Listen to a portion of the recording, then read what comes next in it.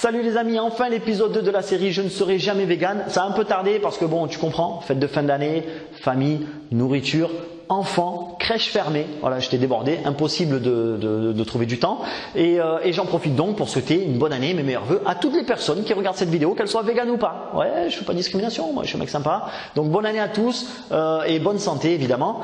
J'en profite également avant d'attaquer cette vidéo pour faire une intro pour répondre un peu à quelques commentaires et remarques récurrentes sur la première vidéo.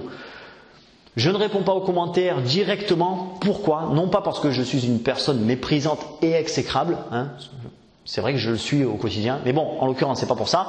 C'est parce que les commentaires YouTube ne se prêtent pas aux discussions de fond, d'accord? Les 3/4 des commentaires d'ailleurs sont balancés à chaud, ça n'a aucun intérêt. Donc je vais faire une réponse globale à ce qui revient le plus souvent.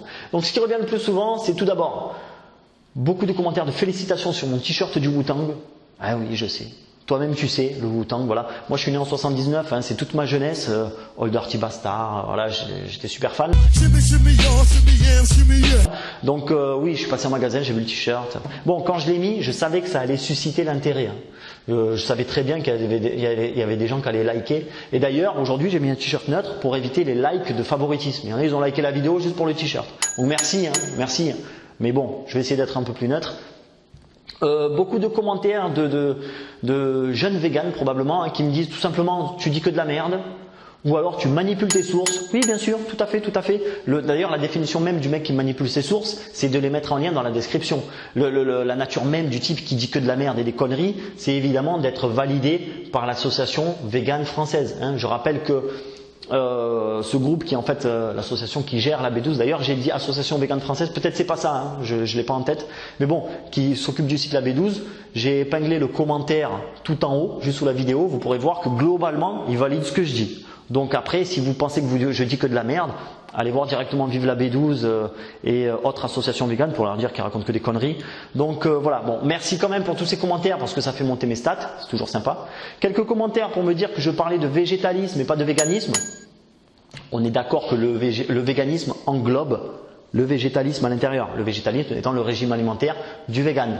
Donc voilà, un petit chichi sémantique. C'est juste que pour des raisons pratiques, hein, d'utilisation de vocabulaire clair pour l'ensemble des personnes qui vont regarder cette série de vidéos, vu que j'attaquais une vidéo sur le véganisme, j'allais pas attaquer le premier épisode en utilisant végétalisme et pas véganisme. Tout le monde ne comprend pas la subtilité. J'invite donc tous ceux qui pensent ne pas savoir la différence exacte entre les deux termes à regarder la vidéo de Guren Vegan qui explique la vidéo qui s'appelle C'est quoi être vegan, hein. D'ailleurs j'en profite pour vous dire allez sur la chaîne de Guren Vegan, allez voir ce qu'il fait, allez voir quelques vidéos parce que moi j'y suis allé, bon j'ai pas tout vu hein, Guren, je m'adresse directement à toi, j'ai pas tout vu mais j'invite les gens à aller voir ta chaîne pour qu'on voit qu'il n'y a pas que des fanatiques et des psychotiques dans le véganisme. Et voilà, on peut ne pas être d'accord sur le fond, mais on voit que tu es un mec qui est mu par de bonnes intentions et je pense que tu es quelqu'un d'ouvert au dialogue. D'ailleurs, j'ai apprécié ton commentaire, je vais essayer d'y répondre tout au long de la vidéo. Et alors là, quand je fais l'intro, je sais pas si je vais répondre directement à ton commentaire ou de manière éparse dedans, parce que je fais des vidéos en one shot, mais en tout cas, je vais essayer d'y répondre. Et donc voilà, du coup, pour rebondir là-dessus, quelques commentaires de véganes avertis qui ont compris que ce que j'étais était une démarche intéressante et que ma démarche n'est pas une démarche de clash de véganes, mais plutôt une démarche explicative. Pourquoi à la fin d'une réflexion et d'une analyse personnelle, je n'adhère pas au mode de vie vegan et à l'idéologie végane. Et il n'y a pas de raison de se vexer pour ça. Je veux dire, si tu te vexes à chaque fois que quelqu'un dit qu'il n'est pas d'accord avec le véganisme, tu vas te vexer avec toute l'humanité. Hein. Je veux dire, on représente quand même la majorité écrasante des gens qui t'entourent. Donc, il ne faut pas se vexer pour ça. Je ne dis pas que les véganes sont bêtes. Je dis juste que moi, je n'arrive pas aux mêmes conclusions. Il y a une légère nuance. Et du coup, moi, je dis juste que si tu es un peu malin, parce que je sais que la plupart d'entre vous ont des réponses précablées. Les réponses précablées, c'est « Ah tiens, le type il va dire ça, je sais déjà que je vais lui répondre ça ». Du genre oui mais la B12 c'est pas naturel. Et souvent en réponse précablée on va dire oui mais ton ordinateur c'est pas naturel, ta voiture c'est pas naturel, ton t-shirt synthétique c'est pas naturel.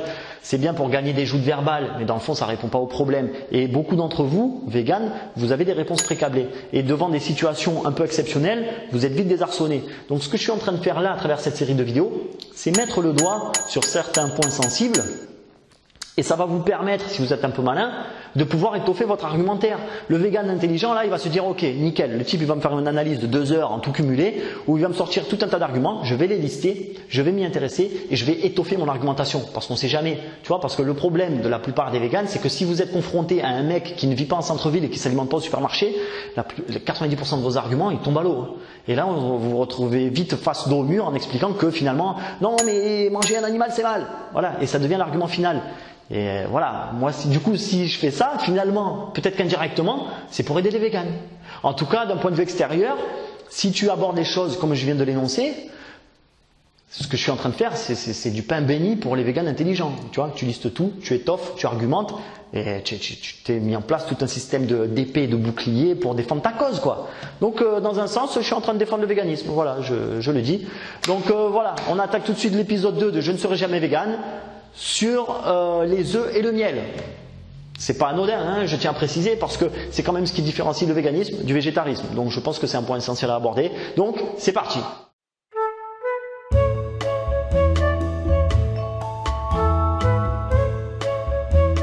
Dans le premier épisode, j'expliquais que physiologiquement, l'homme a l'obligation de consommer des produits d'origine animale. Et toute personne voulant s'émanciper de cette nécessité biologique a l'obligation du coup de s'approvisionner en vitamine B12 produite par des laboratoires pharmaceutiques. Et j'ai expliqué dans cette vidéo que moralement ça pose un problème. Parce que la problématique est celle-ci, c'est que soit je finance l'industrie de l'élevage pour obtenir des produits d'origine animale et j'entraîne souffrance et maltraitance sur les animaux, soit je finance un groupe pharmaceutique qui travaille en collaboration étroite avec des labos qui font des tests sur les animaux, qui travaille également en collaboration étroite avec l'industrie de l'élevage pour leur vendre des tonnes et des tonnes de B12 pour justement optimiser la rentabilité de ces pauvres bêtes. Et tout ça, par contre, je n'avais pas terminé, finit quand même par financer et pérenniser un système économique qui s'appelle le système capitaliste dérégulé, dont le but premier est quand même l'accumulation de richesses, la rentabilité maximale et l'expansion perpétuelle. Et je trouve dommage d'ailleurs que dans la souffrance animale, et dans le véganisme en particulier, on n'aborde jamais la question du système économique dans lequel on vit. Comme si ça n'avait pas d'incidence. Mais j'y reviendrai plus tard, de toute façon, sur cet aspect-là. Donc j'avais dit dans cette vidéo que peut-être, là, dans la vidéo 2, je donnerai une solution à cette problématique. Mais avant de donner la solution, je voulais parler de quelque chose de très important, et cette chose, c'est la symbiose.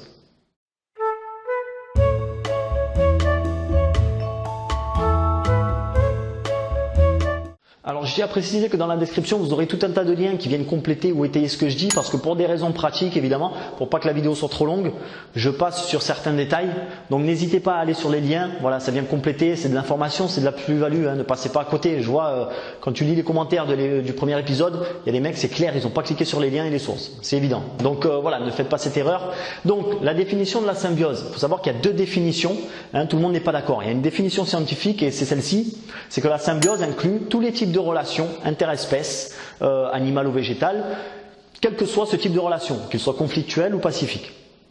La deuxième définition, en français plus commun, la symbiose induirait forcément une relation gagnant-gagnant entre les deux espèces. Donc le mieux pour éviter la confusion, c'est de parler d'interaction biologique. Et en fait, il faut savoir qu'à partir du moment où tu es une créature vivante, coincée dans l'écosystème planétaire, tu es obligé d'avoir des relations interespèces. Tu es obligé de côtoyer des espèces. Et on a différencié ces relations. C'est quelque chose de très commun, hein, attention, tu ne peux jamais t'extraire totalement du système. On a classé ces relations en deux types de relations principales, les relations conflictuelles et les relations pacifiques. Il est évident que ta relation avec ton chien et ton chat, c'est pas la même qu'avec le moustique ou le cafard. On est OK ? Donc pour les relations conflictuelles, par exemple, on a la prédation, j'ai faim, je te mange. On a la compétition, c'est-à-dire deux ou plusieurs espèces qui sont en compétition pour une même ressource, qu'elle soit alimentaire ou logistique, un terrier, un nid, n'importe quoi. On a également la relation parasitaire. Alors là, il y a une espèce de mouche ou de guêpe, là, je ne sais plus ce que c'est exactement, je chercherai en post-prod en cas si je trouve, qui pond ses œufs dans le corps d'un autre insecte, quoi. Et les larves, elles grandissent en se nourrissant des entrailles de, oh putain, alien, quoi. Voilà. Ça, ce sont par exemple des exemples de relations conflictuelles. Mais nous avons aussi des relations pacifiques, et c'est tant mieux. Des relations de proto-coopération ou des relations mutualistes, que l'on retrouve fréquemment. C'est quelque chose d'extrêmement répandu dans la nature. C'est-à-dire, par exemple, on a le labre nettoyeur qui nettoie d'autres poissons qui potentiellement seraient des prédateurs pour lui, des parasites qui l'incommodent. On a la rémora. Oui, c'est la rémora. Ouais, la rémora qui consomme les restes d'aliments du requin. Par exemple, dans ce cas-là, il n'y a pas d'échange, hein, il n'y a pas d'interaction. C'est juste que ce qu'elle fait ne nuit pas au requin de toute façon. Voilà, donc elle mange les restes. On a des espèces d'oiseaux, je crois que c'est des hérons, qui sont sur les hippopotames. Je ne sais pas si tu vois l'image, qui consomment les parasites sur le dos de l'hippopotame, qui profitent d'une vue à 360 sur tout ce qui l'entoure, d'un déplacement gratos. On a également des relations entre les insectes et les végétaux, c'est fascinant. On a une espèce d'acacia dans les régions tropicales et subtropicales qui accueille les fourmis à l'intérieur de ces épines. Les tiges, je suis plus très sûr en fait, mais en tout cas qui accueille la fourmi, qui lui donne le gîte et le couvert, qui nourrit les fourmis. Et en contrepartie, ces fourmis vont défendre cet arbre contre les agressions extérieures, que ce soit même du parasitage végétal. Voilà, et qui vont le nettoyer. C'est quand même quelque chose de fascinant. Et donc, moi, la question que je me pose, c'est moi, qui suis une espèce animale, faisant partie des grands primates. Est-ce que je suis capable de développer une relation avec une autre espèce qui soit dans du gagnant-gagnant et ainsi m'affranchir à la fois de la maltraitance animale à travers l'industrie de l'élevage et de la maltraitance animale, on va dire indirecte, à travers le financement de groupes pharmaceutiques qui travaillent avec des labos et qui participent à l'économie capitaliste prédatrice.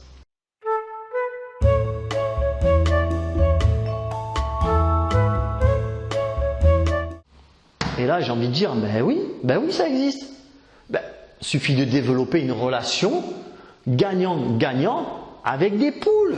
Purée les mecs, vous n'avez pas pensé à ça quoi. Purée les poules quoi. Je m'affranchis de l'industrie de l'élevage, je m'affranchis de l'industrie pharmaceutique et tout le monde est gagnant. Et ouais, je comprends. Ah non, putain. Putain, merde, je suis bête. Ben oui, faut savoir que le véganisme en fait est constitué d'une loi dogmatique qui dit clairement qu'il est interdit de manger des œufs de poule, ou pas de poule d'ailleurs, des œufs qui soient issus de l'industrie de l'élevage, qui soient issus de ton jardin, que ce soit des œufs d'hippopotame ou de girafe, cette loi est une loi dogmatique qui ne se discute pas. Ben oui, je suis bête. Pourquoi? Parce qu'en fait, si tu transgresses cette loi, tu n'es plus végane, tu perds ta carte de membre, tu es rétrogradé au stade inférieur. Parce qu'il y a un truc très marrant que j'ai découvert en étudiant ce sujet-là, c'est qu'il n'y a rien de pire pour certains véganes qu'un végétarien. Tu vois, un végétarien, c'est une sorte de semi-collabo. C'est un mec qui fait que la moitié du travail. Et donc, c'est vrai que je peux concevoir que quand tu as adhéré à l'idéologie végane, la rétrogradation doit être très difficile. Mais la question, c'est est-ce que c'est vraiment une rétrogradation? Est-ce que ton postulat dogmatique est efficace? Parce que je vais étayer un peu mes propos. Moi, j'ai 300 mètres carrés de jardin.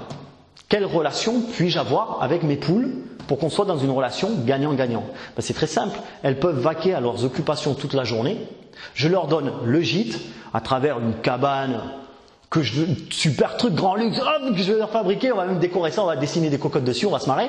Je leur offre alimentation à volonté, chose que dans la nature, elles se retrouvaient dans une situation un peu compliquée pour y arriver tranquillement, tu vois. Là, elles n'ont plus de soucis à se faire, elles vont manger à leur faim. Et enfin, je les protège des prédateurs. Parce que pour ceux qui pensent que, par exemple, à La Réunion, les poules elles peuvent vivre en liberté, elles ne tiennent pas 48 heures. Hein. C'est infesté de chiens errants, de chats, elles ne tiennent pas 48 heures. Donc finalement, je leur offre gîte, couvert, protection. Et en contrepartie, elles vont m'offrir des œufs non ensemencés qui vont me permettre de me substanter en nutriments essentiels. Et du coup, œufs qui, soit dit en passant également, dans la nature, seraient condamnés à pourrir ou à finir dans l'estomac d'un autre animal. Donc je ne fais rien du tout, rien de spécial. D'accord? Donc cette relation, pour moi, elle est vraiment de l'ordre du gagnant-gagnant. Et je ne vois pas à quel moment quelqu'un peut venir s'interposer en me disant « mais non, pas du tout, tu comprends ce que tu fais, c'est horrible, c'est de la souffrance. » Quoi? C'est de la souffrance? Tu vas me dire qu'avoir des poules heureuses dans le jardin, oui, parce que les poules sont heureuses. Parce que pour ceux qui n'ont jamais voyagé, parce qu'il y en a, ils vont me dire, oui, mais la clôture, elle est enfermée, elle t'appartient pas. Ok, elle m'appartient pas, je suis d'accord. Je peux même te dire, si elle veut s'échapper, elle s'échappe. On n'a rien à cirer. Pour ceux qui n'ont jamais voyagé, qui n'ont jamais quitté leur centre-ville ou même leur chambre, à regarder des vidéos YouTube là. Voyagez un peu. Hein. Moi, j'ai voyagé un peu. Je suis à Mada, en Chine, en Inde, Madagascar. En Chine, en Inde, en Argentine, au Maroc, voilà. Tu vas dans un village, ils sont pas attachés les animaux. Il n'y a pas de clôture, il n'y a rien. Ils s'en vont pas parce qu'ils ont un intérêt à rester là. Ils sont nourris, ils sont protégés. Tu crois qu'ils sont cons? Tu crois qu'ils vont se barrer? Donc à part un fou furieux qui déboule dans mon jardin, qui me pousse dans un coin, il pousse les poules, tu sais, un fou. Non, je vous interdis, c'est mal. Je veux dire, à part ça, c'est quoi l'argument qui va m'empêcher de mettre en place une relation gagnant-gagnant avec une autre espèce animale? C'est quoi le postulat de départ en fait? Que forcément dans toute relation homme-animal, ça se fait toujours au détriment de l'animal? C'est ça l'idée? Ou alors l'idée c'est parce que comme il y en a peut-être ils vont abuser ou les maltraiter, il faut interdire pour éviter les cas d'exception?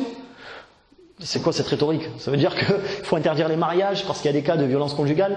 Il faut interdire le salariat parce qu'il y a des patrons qui abusent sur leurs employés? Il faut interdire le travail quoi. Je veux dire, je comprends pas. Et puis la question même suprême c'est est-ce que c'est efficace? Moi par exemple, pour expliquer un peu plus, pour étayer, pour te répondre Guren, justement, tu dis dans ton commentaire que j'utilise le sophisme de l'appel à la nature. Moi je suis pas d'accord. Je suis pas d'accord. Et je t'explique pourquoi. Je suis une personne très pragmatique. Moi ce qui m'intéresse dans la vie c'est l'efficacité. Quand je me fixe un but ou un objectif, j'essaie de mettre en place un système qui me permette d'atteindre ce but ou cet objectif. Et quand je l'ai atteint, je vais même essayer de jauger le résultat pour savoir si j'aurais fait mieux, si j'aurais pu faire mieux. Or, je me retrouve devant cette équation simple. J'ai d'un côté des poules, dans une relation gagnant-gagnant, dans mon jardin, que je protège, que je nourris, d'accord, et qui en contrepartie me donne des nutriments. Objectivement, souffrance animale, maltraitance animale, zéro. Que dalle. Walou.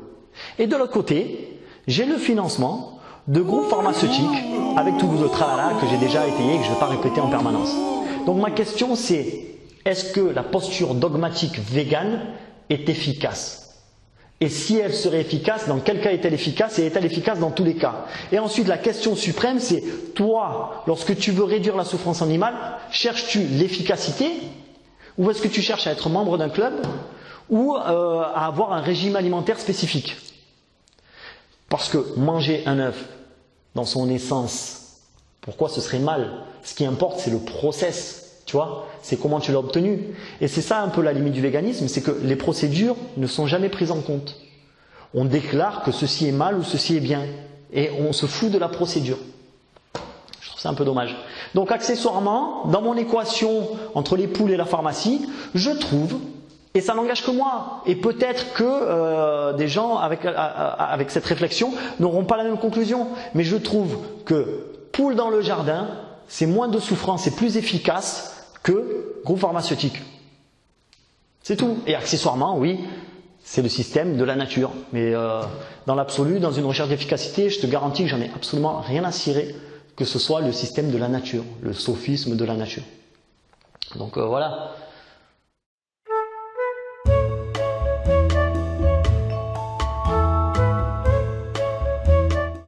Le véganisme s'oppose à toute forme d'exploitation animale. Et dans ce cadre-là, il est tout à fait normal que le miel soit interdit dans l'alimentation végane. Parce que pour produire du miel, évidemment, il y a des dommages collatéraux, il y a des abeilles qui meurent, il y a des procédures. Après, je ne suis pas exactement au courant de comment ça se passe, mais c'est sûr qu'effectivement, si tu veux être en accord avec toi-même, tu es contre l'exploitation animale, tu ne peux pas consommer du miel. Ça se défend et j'ai rien à dire là-dessus. Mais du coup, je me suis intéressé au sujet des abeilles et du miel et c'est un sujet fascinant. Est-ce que vous saviez que le premier producteur mondial de miel, c'est la Chine? Bon, ils sont premier producteur mondial de quasiment tout, hein, mais en l'occurrence de miel, c'est la Chine. Et est-ce que vous saviez que dans une région de Chine, il y a tellement plus d'abeilles, hein, ils les ont massacrées à coups de pesticides, que les agriculteurs sont obligés de polliniser leurs arbres eux-mêmes à la main. La province du Sichuan. Au sud, le comté rural de Hanyuan vit de la culture de la poire.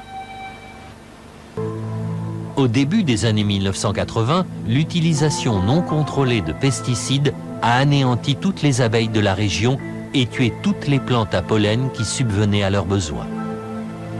La production fruitière s'est effondrée, laissant les fermiers assister impuissants à la destruction de leur gagne-pain.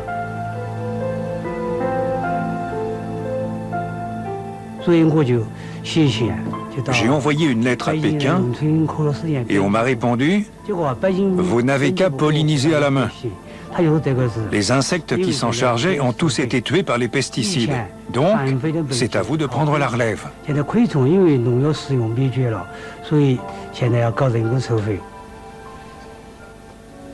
Désormais, tous les mois d'avril, les fermiers doivent remplacer les abeilles. Et ce n'est pas aussi facile qu'on pourrait le croire en les regardant.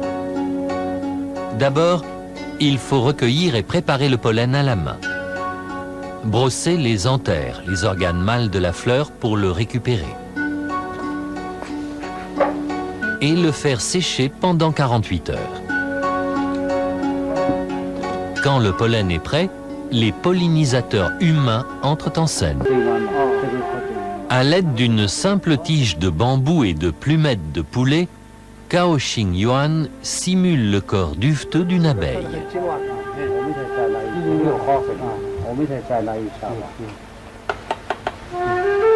La tige est trempée dans le pollen et un simple effleurement suffit à féconder la fleur.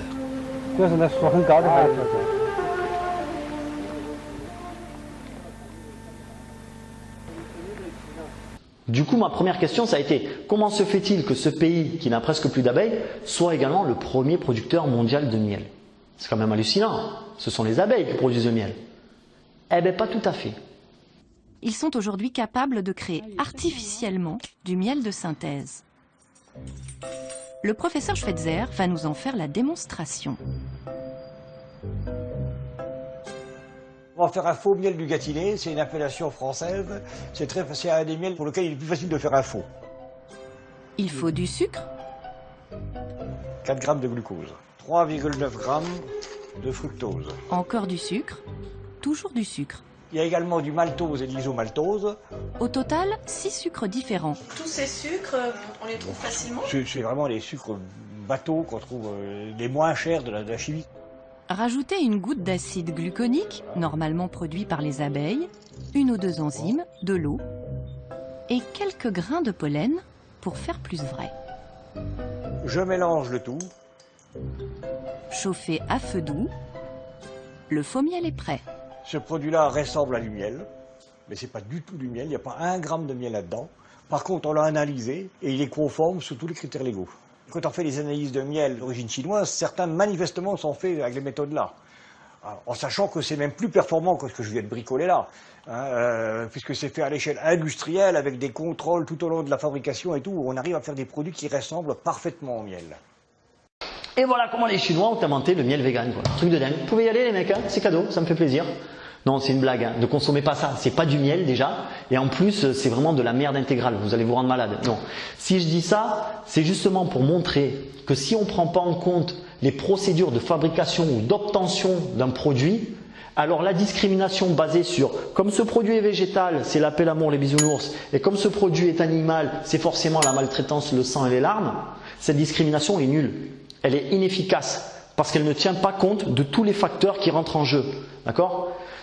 Si on veut être efficace, il faut chercher à être optimal et prendre en compte tous les facteurs. Et du coup, lorsque je me suis intéressé aux abeilles, ça m'a fait penser à un documentaire que j'avais vu il y a quelques années, que je vous conseille tous de regarder. Il s'appelle « Des abeilles et des hommes ». Aujourd'hui, les abeilles ne se portent pas très bien. Depuis quelques années, elles meurent. Et pas seulement chez nous. Partout, en Europe, en Amérique du Nord ou même en Chine, plus aucune abeille ne peut survivre sans médicaments. This is a total loss. And we don't know why. Un tiers de ce que nous mangeons n'existerait pas sans les abeilles.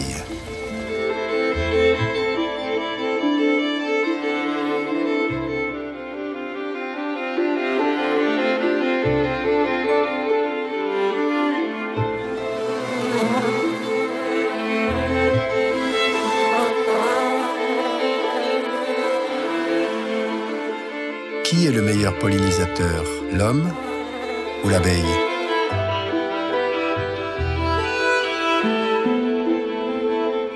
Dans ce documentaire, on peut voir quelque chose de fascinant. C'est la production des amandes en Californie. Il faut savoir, alors en lien, vous aurez le documentaire, ou en tout cas des extraits de documentaire, selon les droits, quoi. Et aussi le lien vers un article du site duravalley.com. Très bon site d'ailleurs au passage. que je vous invite à feuilleter dans tous les sens. Donc on y apprend que plus de 80% des amandes consommées dans le monde sont produites en Californie. Et les amandiers, pour fleurir et produire les amandes, ont besoin d'être pollinisés. Donc ce qui se passe, c'est que dans leur procédure de fabrication, les propriétaires d'amandiers louent des ruches à des apiculteurs qui n'ont plus rien à voir avec l'apiculteur d'à côté de chez moi qui fait sa petite cagette de miel. Hein. Lui, il tue 4 abeilles pour produire 2 ou 3 pots. L'autre, on est à un autre niveau. Mais c'est toujours, par exemple, ce système d'exploitation capitaliste que le véganisme ne prend jamais en compte. Donc, les mecs louent des dizaines de milliers de ruches à des apiculteurs qui se déplacent en camion à travers tout le pays. Et on parle de centaines de milliers de dollars de bénéfices pour les apiculteurs. Et donc, ces abeilles qui sont louées et exploitées pollinisent les amandiers pendant toute la saison.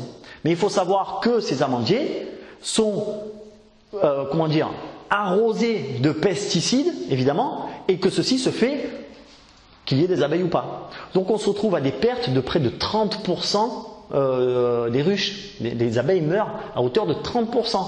Ce qui fait qu'en fait, quand je fais les comptes, entre mon petit apiculteur qui tue peut-être 4 abeilles pour 3 pots, et l'apiculteur américain qui perd, on va dire, des centaines de milliers ou des millions d'individus pour produire des amandes qui sont finalement totalement véganes. Hein. C'est tamponné vegan. Il y a le tampon vegan, tu peux y aller. C'est un produit végétal.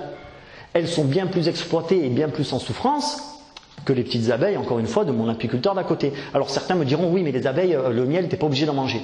Tout à fait. Mais on n'est pas obligé de manger des amandes non plus. Et moi, je m'attendais, en fait, lorsque je me suis souvenu de ce reportage et que je suis tombé aussi sur l'article de duravalet.com, parce que du coup, je cherchais en fait sur Internet, je me suis dit, bon, les véganes, il doit y avoir tout un tas de machins, de recommandations, ne consommez surtout pas ça, les amandes, c'est pas vegan, faites gaffe, les procédures d'exploitation sont hallucinantes. Je m'attendais à trouver un billet là-dessus. Walou, que dalle. Le seul article que j'ai trouvé, évidemment, c'est l'article de duravalet.com, et ça s'arrête là. Et chez les véganes, le désert, quoi, zéro, aucune information. Ceci est totalement approuvé par le véganisme. Aucun problème.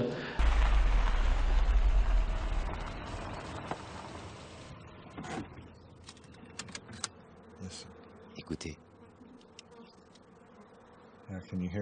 Vous entendez ça? C'est le son du pognon. Le bruit des billets de banque fraîchement imprimés. Les abeilles et les amandiers. Nous avons conclu une sorte de pacte faustien avec les cultivateurs d'amandes. Nous sommes conscients qu'avec les vergers d'amandiers, nous courons des risques, mais c'est aussi une opportunité. Parce qu'ils paient bien, vous savez. Ce n'est pas un secret.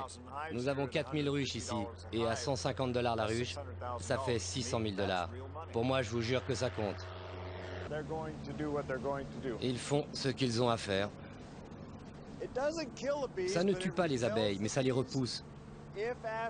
Quand ce produit a séché sur les fleurs, les abeilles le ramènent à la colonie et le transmettent aux larves en les nourrissant. 19 jours plus tard, on peut voir l'impact sur le couvain.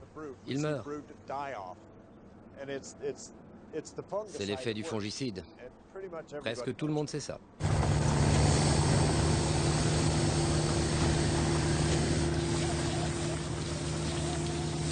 Alors voilà, je trouve ça, si quelqu'un peut me répondre à ça, est-ce que, d'ailleurs j'ai trouvé une page américaine, oui, qui dit que les amandes ne sont pas véganes, almondsarnotvegan.com, qui explique la situation, mais tu peux lire dans les commentaires que pour plein de véganes, il n'y a pas de problème.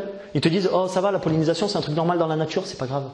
D'accord, mais moi je croyais que le véganisme luttait contre l'exploitation animale. Ça c'est une forme d'exploitation.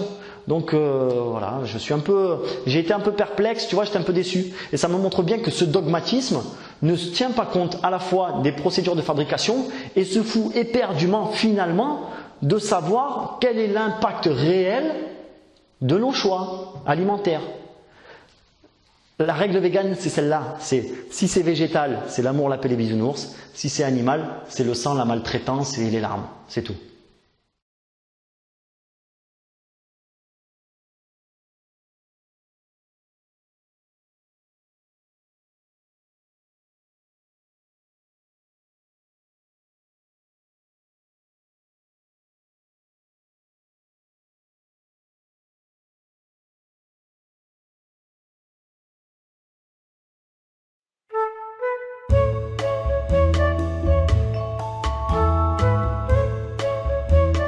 Le véganisme est dogmatique. Il est constitué de lois universelles qui doivent être suivies par tous, en tout lieu, en tout temps.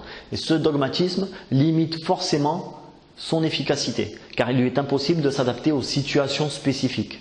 Le véganisme a également une vision binaire des choses. C'est soit l'industrie de l'élevage et de l'exploitation animale, soit le boycott intégral des produits d'origine animale. Et il n'y a rien au milieu.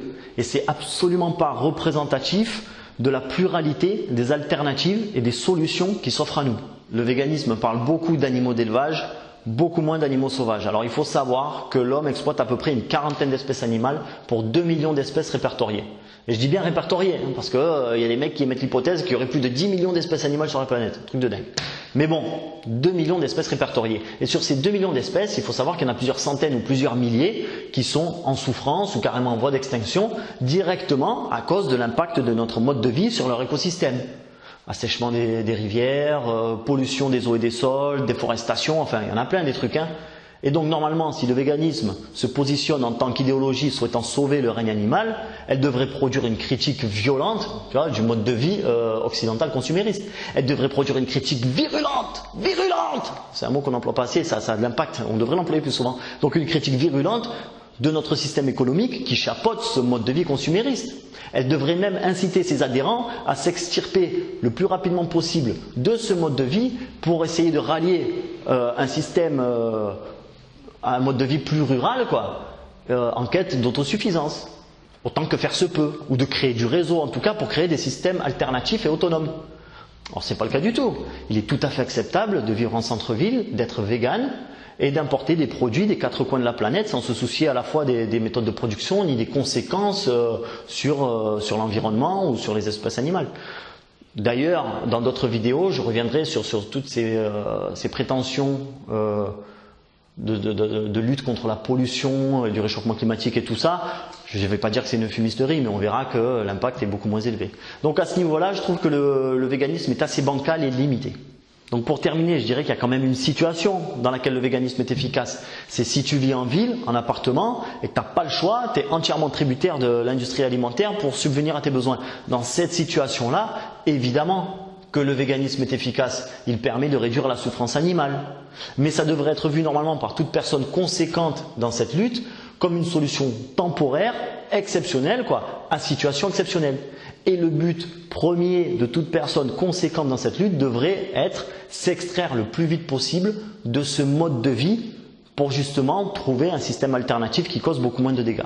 Donc pour toutes ces raisons que je viens d'énumérer, je pense sincèrement que le véganisme restera un épiphénomène en fait, qui se cantonnera au mode de vie urbain occidental. Voilà. Il n'y a pas d'universalisme dans le véganisme, il y a très peu d'adaptations possibles, donc je pense que ça restera un épiphénomène occidental.